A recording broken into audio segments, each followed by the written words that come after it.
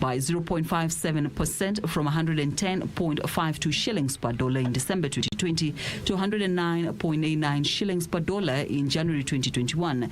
This now means the price of petrol per litre will retail for 112.78 shillings in Mombasa, 115.18 in Nairobi, and 115.76 in Kisumu. The price of kerosene per litre in Mombasa moves to 90.05 shillings, 92.44 in Nairobi, and 93.26 in Kisumu.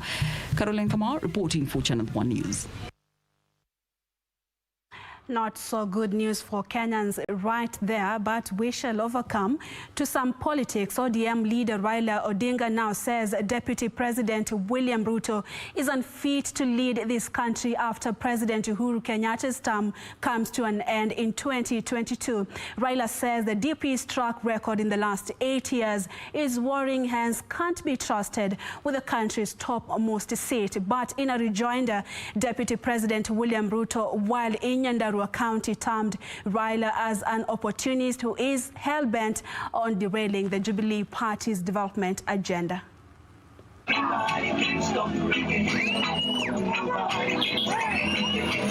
On Sunday, ODM leader Raila Odinga was in Narok County to popularize the Building Bridges initiative. It was here that Odinga launched a thinly veiled attack on the track record of the deputy president. Odinga argued that after 8 years as the second in command, the DP has nothing to show for it.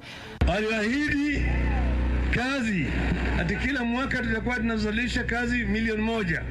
Kazi ya kisasa, modern jobs. Every year we will be producing 1 million modern jobs.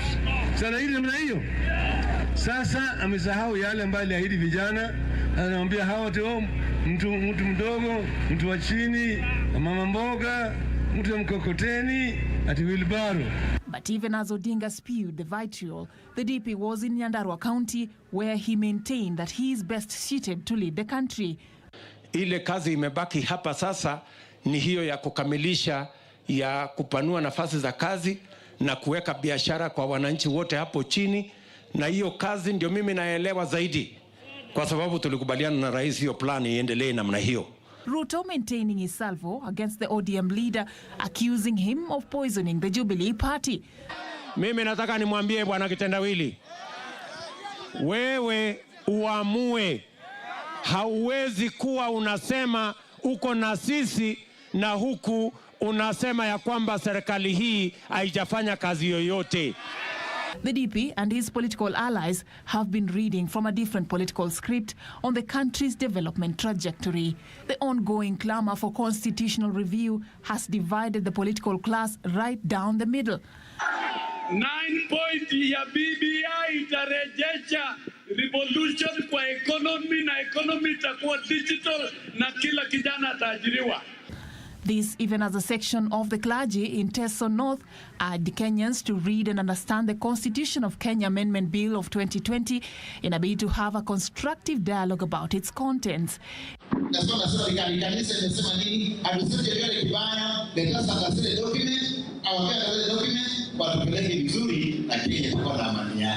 Meanwhile, former United Nations Conference on Trade and Development boss Mukisa Kitui has launched his 2022 presidential bid, saying he has what it takes to run the country. As I come in, I cannot pretend any superior knowledge of what this country is and where it is going. But I can have the privilege of standing outside the forest. I can see the canopy better than those who are next to the steps. And while we all celebrate the ingenuity of the Kenyan population, you will never know it until you have seen a few other places, and I've had the privilege to see a few other places. Finally, Maendeleo candidate in the Machako senatorial race, Mutua Katuku, has told off Wiper Party leader Kalonzo Musyoka, accusing him of using the upcoming by-election to advance his 2022 presidential ambitions. Siasa yake nimesikiza, anaambia watu wa Machakos wapigie candidate wa Wiper because of 2022. Nataka kuambia Mheshimiwa Kalonzo Musyoka ya kwamba sisi tunamheshimu watu wa Machakos, na hii election is not about 2022. Hii election is about mambo ya watu wa Machakos. For Channel 1 News, I'm Safin Acheng Oma. So tell us where you tuned in from, where you celebrating this Love Day, Valentine's Day from, at Purity_Museo and at KBC Channel 1 News on Twitter and Facebook. I'll be having a look at your feedback during this broadcast. I'm seeing a few of them coming in, so keep tweeting. I will surely go through them. Now to some love story. The language of love was visible to the streets of Nairobi as families, friends and lovers alike showered each other with gifts to mark St. Valentine's Day. Flower vendors and gift stores recorded an increase in clientele, while some chose to spend the day giving to the less fortunate. Beatrice Gatonya with details of how Kenyans spent Valentine's Day weekend. The streets of Nairobi were abuzz with activity. Love was in the air. Most Kenyans striving to make the occasion memorable by giving gifts to their loved ones.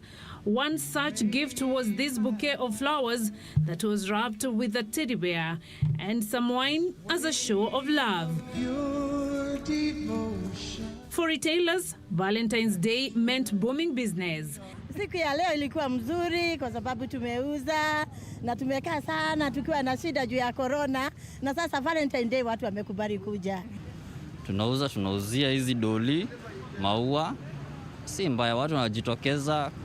Taka corona inaharibu maneno hivi, lakini bado watu wanatokea wananunua. Kuonesha wapendao na wanawapenda. Unlike previous years, we spotted a small number of Kenyans donned in outfits with various shades of red, with many opting to move away from the tradition. And in Thika, this was the mood. A non-governmental organization choosing to spend Valentine's Day in Kiandutu Informal Settlement, where they put a smile on the faces of teen mothers. It is said even roses have thorns. The thorns were visible in the stories of the teen mothers. Nashinda pali pa kukimbilia, pali ndapata msaada. Unashindwa nani atakusaidia, unashindwa utaanza kuambia nani shida zako. Jifue unaenda ambie mtu shida zako, akuangalie maybe ende huko nje akutangaze, ambie watu. Wendo watu sawa watabaki wakikuangalia, wakicheka, wengine wakikuongelea. Sasa shida zako tu unazinyamazianga tu. Nilikuwa kwa nyanyangu. Sasa nyanyangu time alijonga niko na ujauzito, aliniambianga alizangu ujauzito na nani saa ndo kaitanga mama yangu wakaongea wakazungumza mambo ujauzito wangu. Mama yangu time alikujanga alisemanga enda kwa mwenye ujauzito, naambia hayuko tayari kuniangalia mimi na mtoto wangu. The promise of happily ever after did not pan out as per the scripts. They narrated how they were abandoned by their lovers after falling pregnant with no source of income to care for themselves or their children. Sijakuwa na mpenzi juu tuliachana, yeye akaenda zake. Ile usaidizi yenye unapatanga mara mingi tu ni bibi tu kwa mtoto, lakini kwangu haijakuwa. Sana mapenzi ya kweli. Mapenzi ni wakati wewe uko msichana. Ukishashika ujauzito hivyo, mapenzi yanateremka kabisa. Na hadi ukiwa msichana pia, mapenzi sio ukweli. Bado unadanganyango. They received flowers, sanitary towels, diapers, among other goodies in the spirit of Valentine's. Tumepata kuna ya wasichana wengi sana wenye wamepata wako na watoto wadogo. So tunataka kuonyesha bado ni watu wa maana katika hii society. Elsewhere in Narok, over 300 street children were treated to a Valentine's special at a hotel in the town. A former street child, Joshua Kiputa, wanted to show love to them and offered them a meal as well as gifts including clothes to keep them warm during the cold season. The street children could not hide their joy at the kind gesture.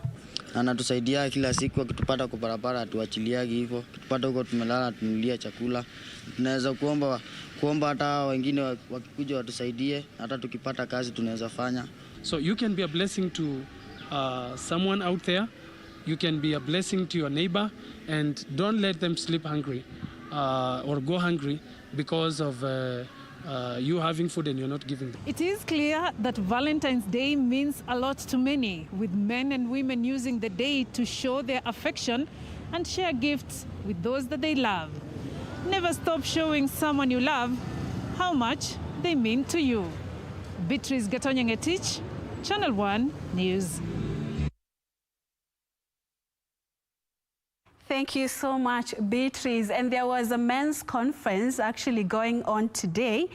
And at the venue of that conference, what was being discussed was only known to the attendees. One commitment they had made was not to buy flowers.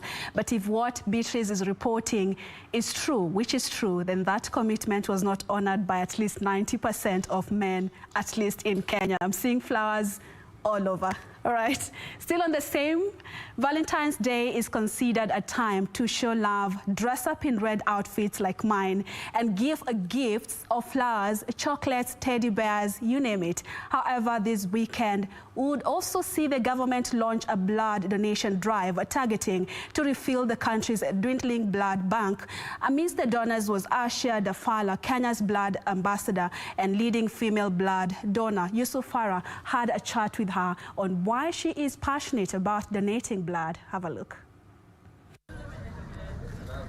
The color red was the signature color as Kenya joined the world in marking Valentine's Day. It was the same color that dotted a blood donation drive by the government at Uhuru Park. Here we met Aisha Dafala. She's no stranger to blood donations. This is her 67th time to donate blood, making her the country's leading female blood donor. Iwe ina damu iko inangojea mgonjwa, sio mgonjwa anangojea damu. It is a gesture that saw her recognized for the noble act. Awarded to Aisha Dafala in recognition of your selfless service. In fact, I was overwhelmed. Hata sijui kama uliona nilishindwa kuzungumza kwa sababu sikuamini. Na nikasema kweli Mwenyezi Mungu ni mkubwa kwa sababu ikiwa nimefikia hapo na sikujua kama ninafanya jambo a noble thing. I didn't realize. Dafala shared how her journey to this day began 40 years ago. She says she first donated blood in high school in 1981. Watu wa National Blood Transfusion walikuja skuli. So kulikuwa na ile wamekuja na soda na mkate. Yule atakayetoa damu atapewa soda na mkate. So mimi nilienda nikatoa damu, lakini hata hiyo mkate sikula na soda. I lost conscious. Lakini nilipokwenda hospitali hakukuwa na kitu kibaya, ni ile tu nilikuwa nimetoa damu. Unajua kutoa damu kwa mara ya kwanza hiyo pint moja sio machezo. Over the years, it will become a routine for her to donate blood, but it will not stop here. She will embark on a journey to recruit other blood donors through her social media pages and set up a foundation to stock the country's blood bank. Na kama vile inaambiwa damu inatakana kama 500,000 mpaka 1,000,000 ndio iwe sawa. So inanihitaji mimi na wewe na mwingine kusudi tufikishe hiyo 1,000,000. Her 25-year-old son appears to be following in her footsteps and is now a regular blood donor. Saa hizi ametoa mara 12. Those who have interacted with her from her early days speak highly of her selflessness and unending zeal to save lives. Ametoa damu, mkisema zinauzwa, mkisema asiusu, mkifanya nini, yeye anaendelea kutoa tu muradi a safe maisha. And it would be very bad for us if we were to let people down, people like Aisha down, who do what they do so that they can help other Kenyans. Asha says the highlight of her journey was when she was recognized and awarded the Certificate of Recognition. And I award her this on this 10th day of February 2021. By Health CS Mutahi Kagwe for her selfless life-saving service and say that this is just the beginning. Nina azimio ikifika Disemba mwaka huu niwe nimemobilize watu 100,000. Whereas the human race may vary, the blood that runs through our veins remains the same red. And as Valentine's Day is marked, she urges Kenyans to show love to others by donating blood and saving a life. Not only does blood donation go a long way in addressing the nationwide shortage in our blood banks, many lives are saved during the noble cause as well. Aisha's story reminds us all that during this month of love, we can also choose to go red differently and save many lives while at it. Yusuf Farah, Channel 1 News, Nairobi.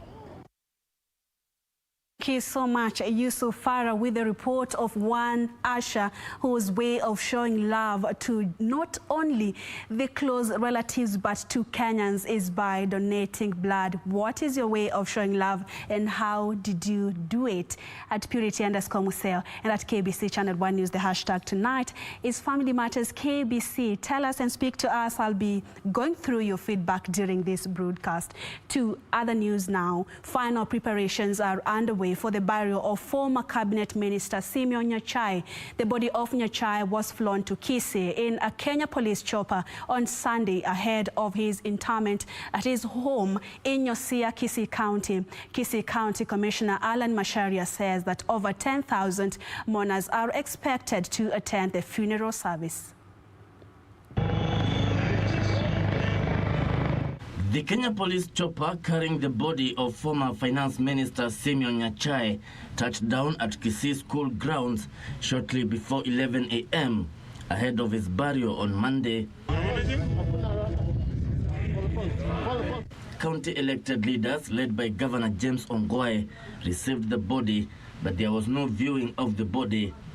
Kisii County Commissioner Alan Macharia says over 10,000 mourners are expected to attend the funeral service at Gusii Stadium. I'm happy to inform the nation that preparations for the state burial of the late Honorable, former head of civil service, former minister, and former MP of NYACHAE are at an advanced stage to report that security arrangements have been heightened across the county and specifically around the Kisii Stadium, Kisii Town, and the NYACHAE area where we shall be having the final rest of our late minister. And I can confirm we are now totally ready for the funeral service tomorrow. You know, these are interesting times because of the challenges we have with COVID-19. We have to make sure that we observe the containment measures as outlined and given by the Ministry of Health. Security in Kisii Town remains heightened and plans for traffic management have been finalized. Members of the public planning to attend the funeral are being asked to cooperate with traffic police and adhere to Ministry of Health COVID-19 guidelines. Kevin Washira, Channel 1 News.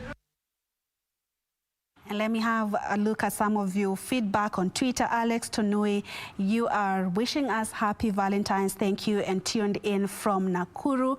Dennis Otieno, tuned in to Channel 1 Weekend. And Korir Lenny, you are also tuned in to Channel 1 Weekend. Edwin Nata, tuned in as well. Tell us where you tuned in from and how you celebrated this day. I'll be glad to know how you made this day special. Sari out. Happy Valentine's to you. We tuned in as usual to Channel 1 Weekend. Thank you so much. Also, Mark Njoli, happy Valentine's. Thank you so much. Happy Valentine's to you. And then J. Kilu, happy Valentine's. Happy Valentine's. You also tuned in to Channel 1 Weekend. So keep talking to us. You can also stream this broadcast live on Facebook.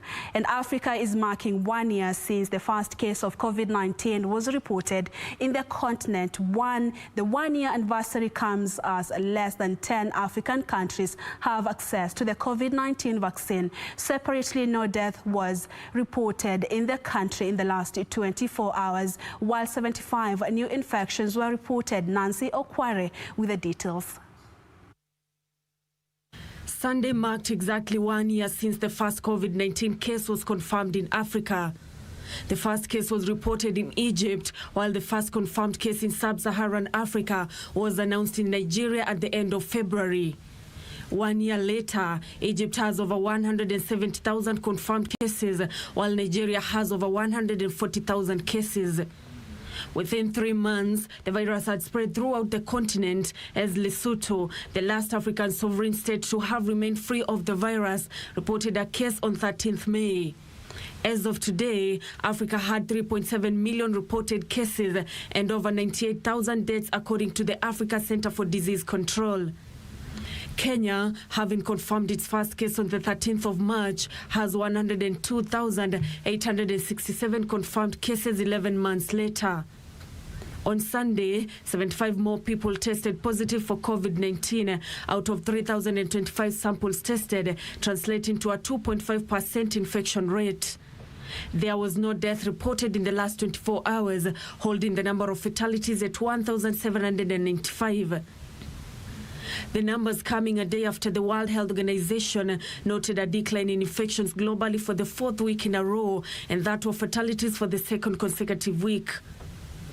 The number of recoveries surpassed the 85,000 mark after 56 more patients were discharged both from hospital and home-based care. There are some 347 patients currently in hospital, out of whom 33 are in the intensive care unit. Another 1,275 are receiving treatment at home. Nancy Okware, Channel 1 News.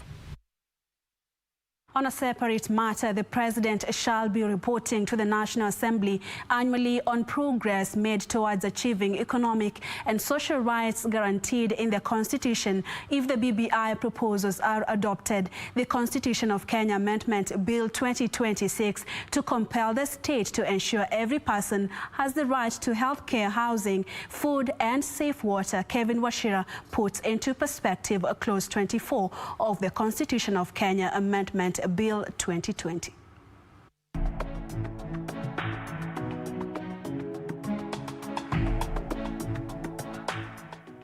The current constitution gives every person the right to the highest attainable standard of health, right to accessible and adequate housing, right to be free from hunger and to have adequate food of acceptable quality, right to clean and safe water in adequate quantities, right to social security and education. Further, the Constitution stipulates the state shall provide appropriate social security to persons who are unable to support themselves and their dependents. To enforce this article of the Constitution, proponents of the BBI through the Constitution of Kenya Amendment Bill 2020 want Article 132 of the Constitution amended to mandate the President to report on the progress made towards achieving the economic and social rights guaranteed under Article 43 of the Constitution by submitting a report for debate to the National Assembly. Kevin Washira, Channel 1 News.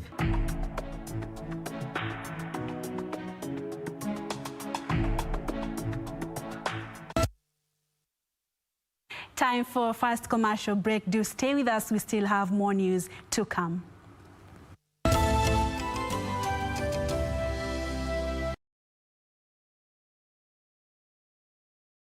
Mwaka wa 2021 na vitu mpya, vitu mzuri zaidi. Leo tunakupa Oppo A93 na ni rahisi zaidi. Kumbuka unaenda kwenye paybill number, unaekelea paybill number yetu ni 4032353. Kisha unaenda kwenye account, ekelea code ni Oppo, alafu unique number yako. Kisha ni 20 bob peke yake. Na hivyo ndivyo utakuwa umekelea bid kwenye quickbid.co.ke. Kumbuka bidhaa bora kwenye bei ya nini? Chini kwa chini. Chini kwa chini. Jiunga na QuickBid ni rahisi. Enda kwenye M-Pesa, bonyeza paybill kisha weka business number 4032353. Kwenye account weka kodi ya bidhaa unayotaka na bid yako ya chini zaidi. Kwa mfano TV 16. Kisha weka shilingi 20 tu kama idadi yako. Weka bid yako pia kwenye www.quickbid.co.ke. Kumbuka, bid ya chini zaidi ya kipekee ndio ununua. QuickBid, bidhaa bora kwa bei ya chini. Next on. At least now there are no more masks among the three of us. What are your feelings for him? Why on earth are you asking me that? Please just give me an answer. I'm going to marry you, Max. Tell me this isn't an obvious answer. If nothing is registered in your name, you don't have to share anything with your wife. Just don't even think about deceiving my brother. Or I'll make sure you regret it. On the next episode of Ashoka. Wife can lose in this war, Sushi, but not a mother. That is why until the emperor decides to name you his successor. Ashok is the son of every mother in Takshashila. I don't remember when we spent some time together. Why is mother shining like other women? I don't understand. Ashok's supporters can do anything in order to protect Ashok. And why use a sword when a needle would do the job?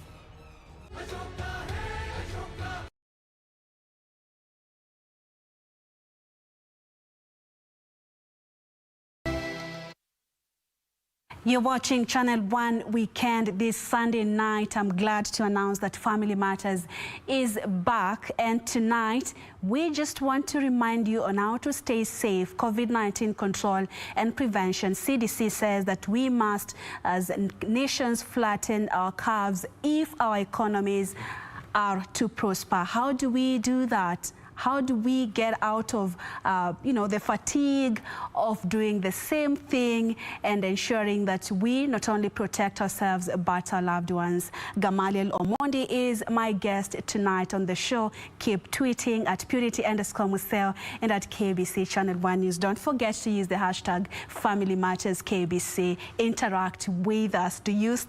Are you still putting on the mask? Are you still washing your hands and socially distancing? Tell me on Twitter. I am quite active and live.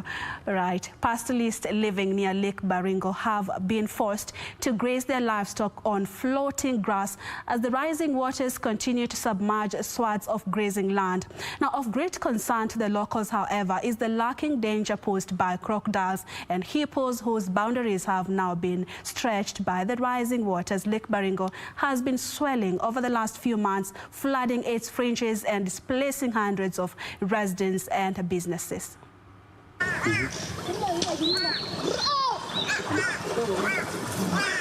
The pastoralists and the livestock waddle through the submerged pasture and thickets, desperate to feed despite the lurking danger.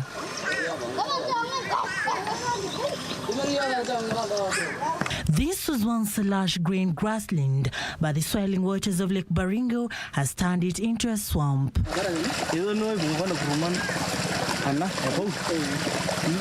As the waters gained more ground, schools, homes, businesses, and infrastructure around the lake gradually gave way.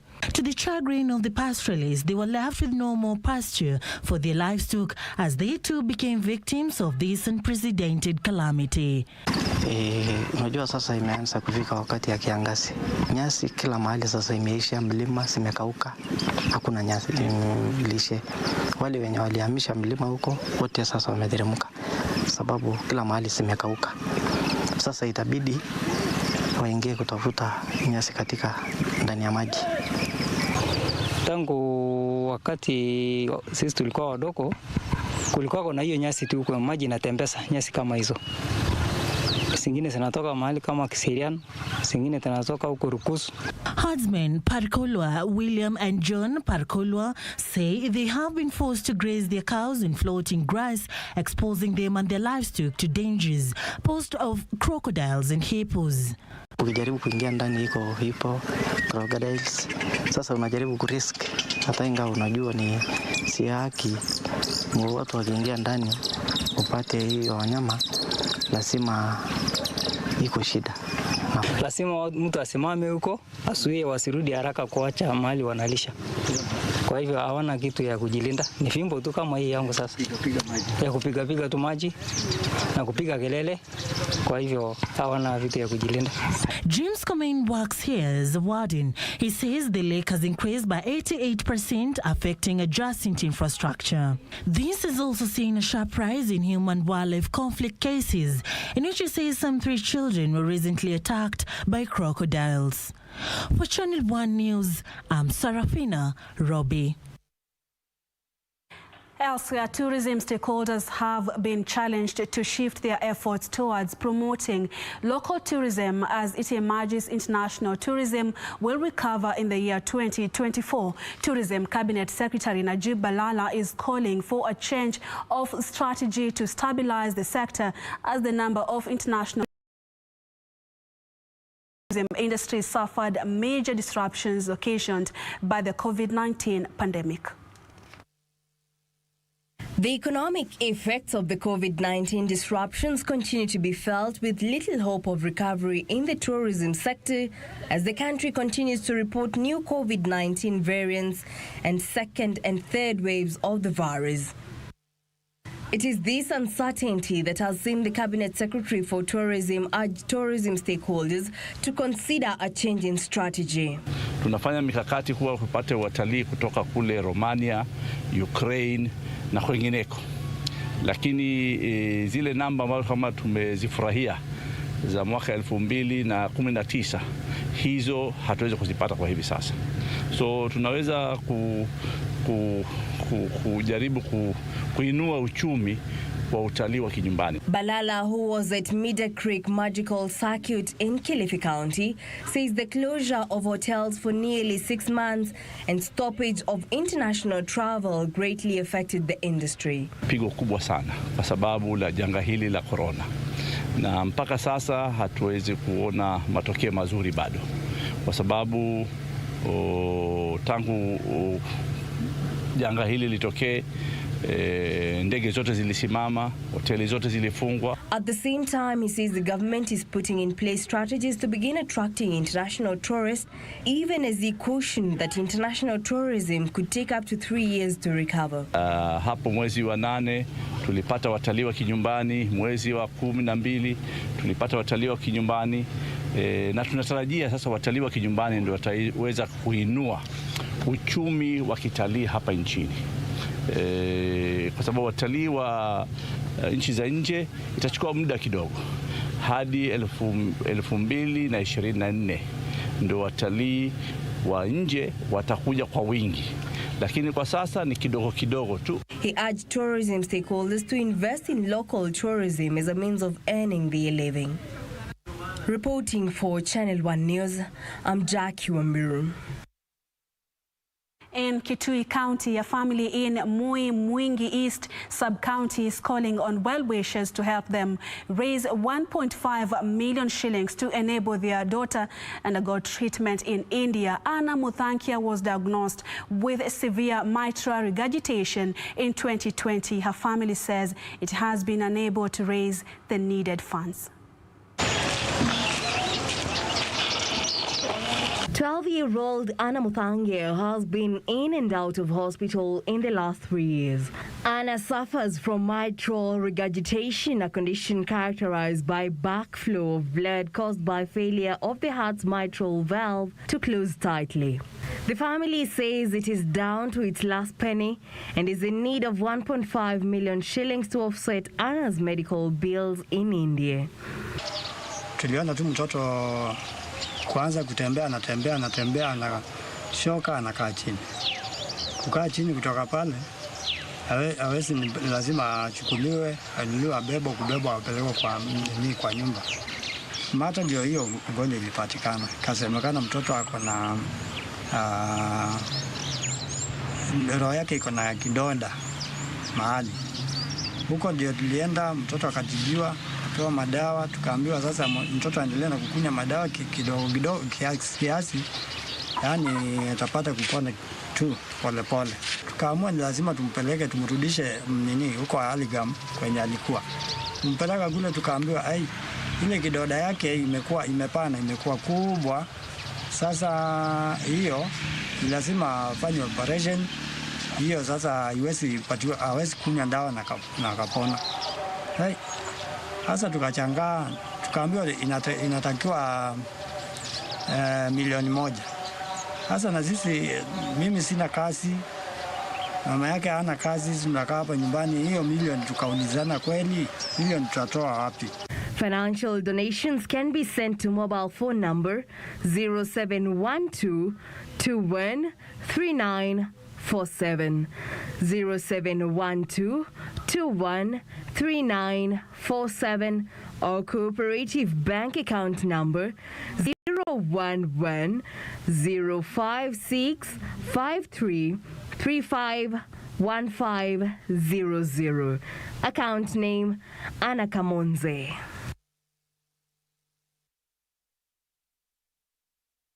Right, and just to recap on that report, it's actually a sad state of affairs and it's a severe condition. It involves backflow of blood caused by the heart's mitral valve. When it fails to close tightly, then this means that there is a backflow of blood. And This also means that the oxygenated blood will be mixing with the deoxygenated blood, and it's dangerous. That's not how the body functions. So please, let's help the family. The number, if I got it clearly, is 0712-213947. 0712-213947. You can also reach out to us to just show you or tell you how to reach the family right there in Mwingi. They say what a man can do, a woman can do better. That has been the motto for one Emily Mwendwa, who has beat the odds to cut a niche for herself in the male-dominated world of mechanical engineering. For close to 3 decades, Emily has worked as a mechanic, winning over doubters and proving that everywhere, or where there is a will, rather, there is a way. Take a look. Meet Emily Mwendwa. For close to 30 years, she has made a name for herself in this male-dominated industry of mechanical engineering. Nikarundi nikaenda nikafanya grade 2. Sasa vile nilifanya grade 2 nikaendelea tu kufanya hii kazi, najua yote, lakini vile Mangara nje siwezi pata kazi ya nini, huwezi pata watu wa kuandika wa kulipa vizuri. Kaona niendelee na hii service ile kukaa hapa. Ina service magari mingi kutoka lori, gari ndogo, lakini lori ndio mingi. Emily says she studied her trade at the Kenya National Youth Service and Reka Technical Institute in Embu County, where she attained grade 3 in mechanics. Nikaenda Reka Technical Institute, nikafanya grade 1, grade 3. Nikarundi nikakuja huku attachment, nikaandikwa hapa. Emily says as a female mechanic, she has had to deal with doubters who have for years overlooked women for male mechanics. Na tuseme anakuja, wengine wakifikiria wewe hutaweza kuwafanyia kazi, sasa anakuja tu anakuchukua hivyo hivyo. Unaona ukimfanyia kazi wengine inabidi mnaendanisha kupigana, mnarushiana mikono, mambo mingi. Gerald Kihara has been a client of Emily's for years. He says Kaman, as she's commonly referred to, has proved that what a man can do, a woman can do even better. Yuko msichana hapa ambaye anafanya kazi ya service ya gari. Haina gari yoyote ambaye hakuna ile inamshinda. Anajua gari zote, hata zile za kisasa. Wacha zile za zamani, hata hizi za kisasa. Na ni mwaminifu. Si mkora kama wale wengine, unaona. Wale wengine wanaweza fanya ukora ndio kuja kesho. Lakini yake kufanyia, amekufanyia kabisa from the bottom of her heart. But how does Emily balance between family and work? Kazi ukishaifanya, tuseme unatoka 5, inalingana na saa ile unamaliza kazi yako. Ndio hapa hatusemi ati customer akuja saa 11 ukose kumfanyia kazi. Hata akikuja 7 ama 8 unamfanyia na unaenda nyumbani, unajipanga tu. Ukishatoka kazini unaenda, unakuwa mama, unaendelea na watoto wako na nyumba yako. Emily says she has had to conform to the dynamics of the industry by remaining open to new ideas and learning from her male counterparts. Gari ikuja yenye sijui, naendanga na Nyuki, Nyeri, pali hiyo gari inatokea kama hizi magari mpya hizi zimetokea, tuseme pande ya Nyeri. Ninaenda kwa marafiki zangu wenye wako Nyeri, wanaenda wananionyesha hii box unatengeneza hivi, unafanya hivi. Gari ikikuja yenye sijaona, naenda kuonyeshwa. But as she plans to go back to school to further her studies, she has a message for the young generation. Lisa shule na hata vijana wao wadogo wachague kazi. Mimi kazi imenisaidia na imenifanya nisaidie watu wengi kwa hii kazi. Niko na wanafunzi wengi wanakujanga hapa na waonyesha kazi, wanaenda wanaandikwa, na ukifanya tu hii kazi wakikuja ni wa train, wanaenda wanafanya kazi kama wanaandikwa kwa service base nyingine. Emily says she feels encouraged by current emphasis placed on technical and vocational education and training, saying it will go a long way in encouraging self-reliance among the Kenyan youth. In other news, Kirinyaga Water and Sanitation Company workers are protesting what they term as continued poor management of funds by the water company. The workers say the state of affairs has led to hundreds of consumers going for days without water. More details in the county briefs.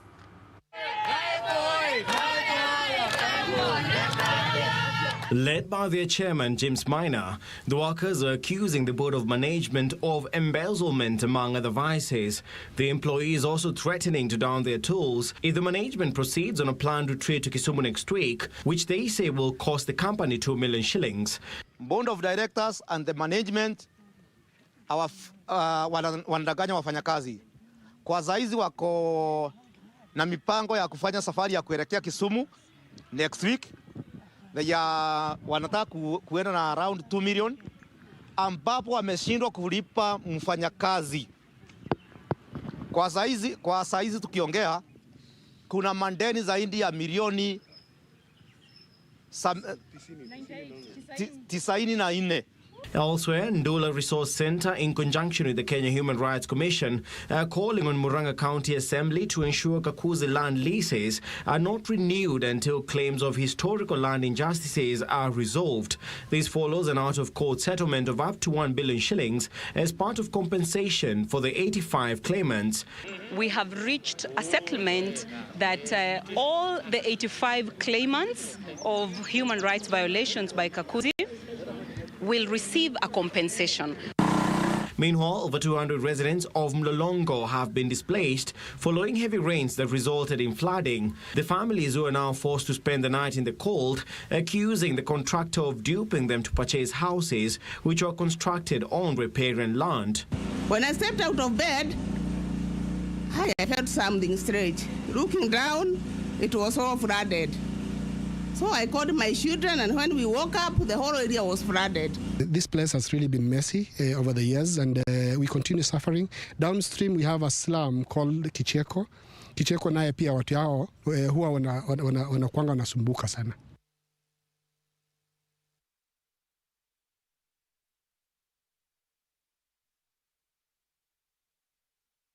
Globally, at least 3 people have died of Ebola in Guinea, with 5 others testing positive for the virus. Health officials say they fell ill with diarrhea, vomiting and bleeding after attending a burial.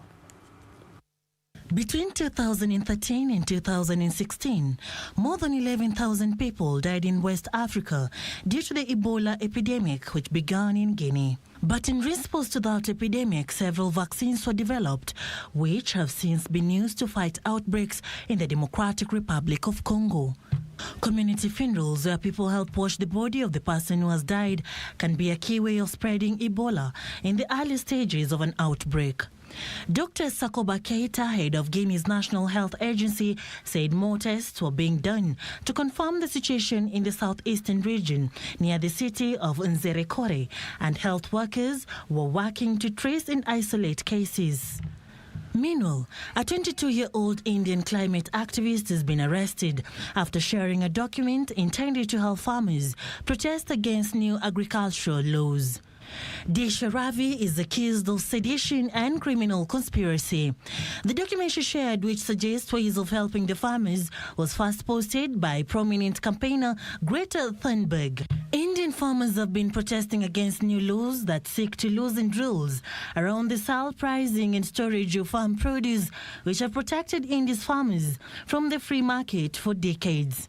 Finally, New Zealand Prime Minister Jacinda Ardern has ordered the country's biggest city, Auckland, to go into lockdown after the discovery of the 3 new local cases of COVID-19. Ardern said the country was going hard and early after the cases were identified. The measures in Auckland require its 1.7 million residents to stay at home except for essential shopping and work. Schools and non-essential shops will be closed.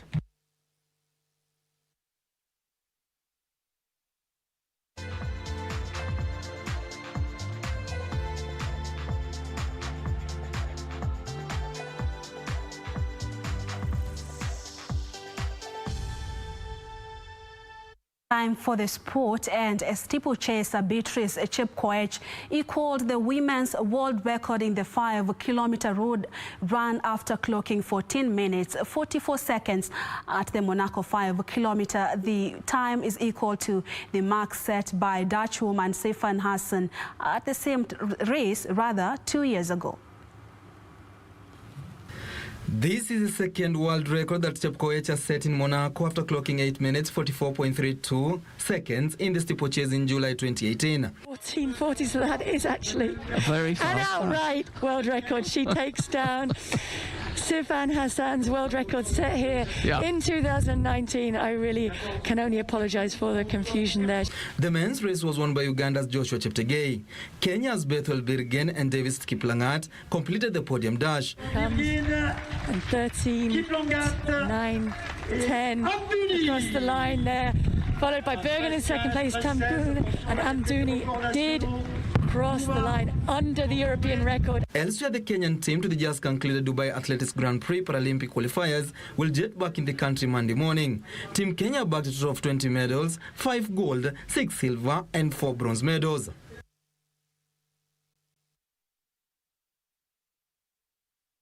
And reigning Kenyan Premier League champions Gor Mahia lost 1-0 to Napsa Stars of Zambia in the first leg of the CAF Confederation Cup preliminary round encounter played at the NYACHE National Stadium.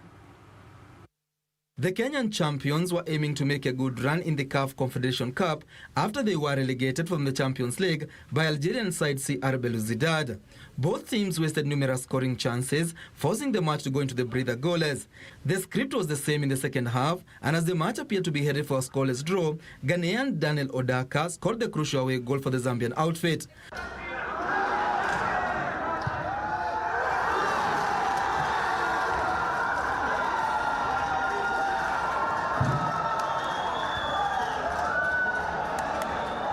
Gor Mahia will now have an uphill task when they visit Zambia for the second leg on the 21st of this month.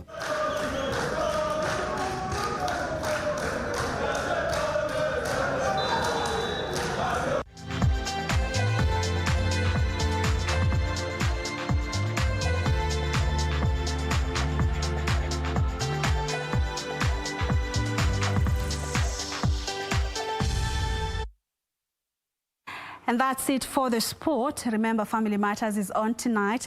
Let me quickly go through your feedback. Let me begin with Facebook. Martin Odera watching live from Mombasa County. Thank you. Alfred San Mutua, you're saying you're watching from Riakiania. All right, I don't know where that is. And happy Valentine's to you too. Simon Juma watching from Westlands, and J Boy, you also tuned in to Channel 1 Weekend from Machakos County, still on Facebook. Okay, going through your feedback now, still on Facebook. Lawrence Lauren, happy Valentine's from Litain. Happy Valentine's to you too. And Moa was there, you tuned in from Kisii County with your dad, Samuel Orechi, and you're sending your condolences to the family of Mzee Simeon NYACHAE. Right. Saidi Peter, you tuned in from Malaba Town, and Bonnie was there, you are watching Channel 1 Weekend from Kisii County. Thank you so much. Quickly on Twitter, I had gone through a few of your feedback at you're calling yourself Babalao KE. You tuned in to Channel 1 Weekend, and Joseph Wajeri tuned in from Oloitoktok Boda. Thank you so much for your feedback. Family Matters is coming up next. How do we keep safe from COVID-19? Most importantly, have we flattened our curve? The positivity rate in the last 24 hours was at 2.5%. You know, this curve has been on a downward trajectory for several weeks now. What don't we know about the status of COVID-19 in the country? An official from the Ministry of Health, Gamaliel Omondi, who is the head Division of Occupational Health and Safety, will be helping us with that conversation. Use the hashtag FamilyMattersKBC. Tweet us at KBC Channel 1 News and at Purity Museo. I'll see you on the other side of the break after the weather forecast with Yusuf Farah. Stay tuned for that.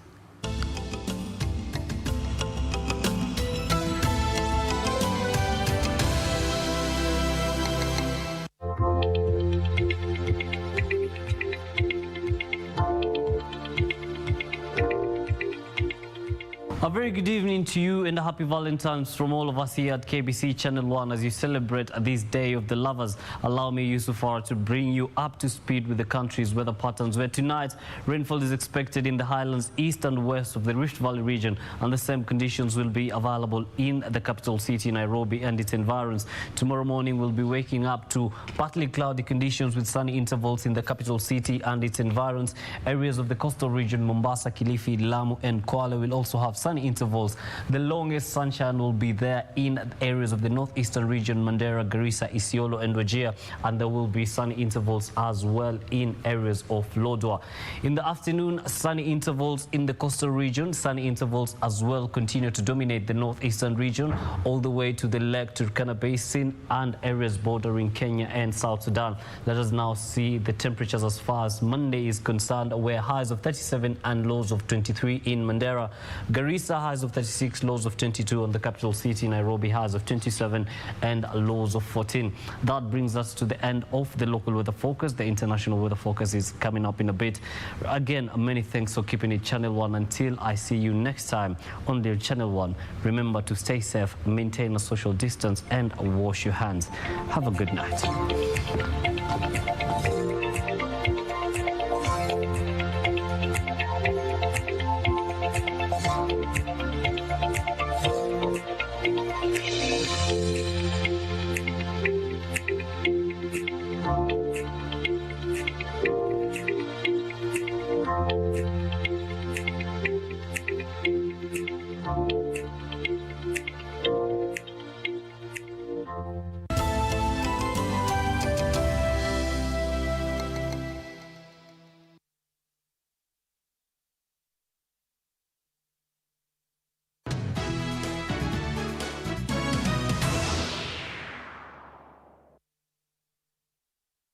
Good evening, and thank you so much for joining us on this episode of Family Matters. It's actually a happy new year. We had taken a break courtesy of the Chan matches that were being aired live at KBC. So welcome to this program on this Valentine's Day. And the best gift to you, our viewer, is just to remind you on some of the precautions that you ought to take to protect yourselves and your loved ones from COVID-19, because it's still around. The country so far has over 102,000 cases of COVID-19.